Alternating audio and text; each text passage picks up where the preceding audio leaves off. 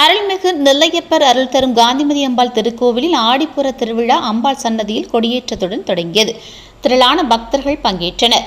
தமிழகத்தில் பிரசித்தி பெற்ற சிவாலயங்களில் திருநெல்வேலி அருள்மிகு சுவாமி நெல்லையப்பர் அருள் தரும் காந்திமதி அம்பாள் திருக்கோவில் ஒன்றாகும்.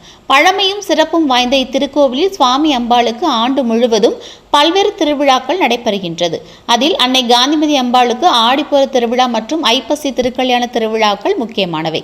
அதன்படி இந்த ஆண்டுக்கான ஸ்ரீ காந்திமதி அம்பாளுக்கு ஆடிப்புற திருவிழா காலையில் கொடியேற்றத்துடன் துவங்கியது.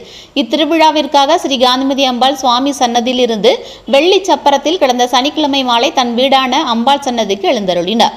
கொடியேற்ற தினத்தன்று அதிகாலை நடை திறக்கப்பட்டு திருவனந்தல் வழிபாடு, கஜ பூஜை, கோ பூஜை மற்றும் கணபதி ஹோமத்துடன் யாகசாலை பூஜைகள் தொடங்கியது. கொடிமரம் முன்பாக அஸ்திர தேவி வைத்து நவகலசங்கள் வைத்து வழிபாடு நடைபெற்றது.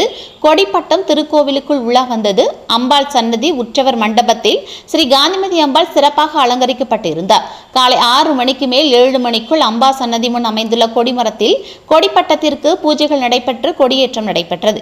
தொடர்ந்து கொடிமரத்திற்கு மஞ்சள், பால், தயிர், இளநீர், சந்தனம் உள்ளிட்ட அபிஷேக திரவியங்கள் கொண்டு அபிஷேகம் நடைபெற்று புது வஸ்திரங்கள் அணிவிக்கப்பட்டது. கொடிமரத்திற்கு சோடச தீபாரதனை காட்டப்பட்டது.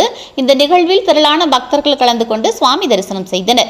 திருவிழாவின் 10 நாட்களும் தினந்தோறும் காந்திமதி அம்பாளுக்கு அபிஷேகம், சிறப்பு பூஜைகள் நடைபெற உள்ளது. வரும் 1ஆம் தேதி 4ஆம் திருநாள் அம்பாளுக்கு வளைகாப்பு உற்சவமும் நண்பகலிலும், வரும் 7ஆம் தேதி 10ஆம் திருநாள் அன்று மாலை காந்திமதி அம்பாளுக்கு முளைக்கட்டு திருவிழாவும் ஊஞ்சல் மண்டபத்தில் வைத்து வெகு சிறப்பாக நடைபெறுகின்றது. திருவிழா ஏற்பாடுகளை கோவில் நிர்வாகத்தினர் சிறப்பாக செய்து வருகின்றனர்.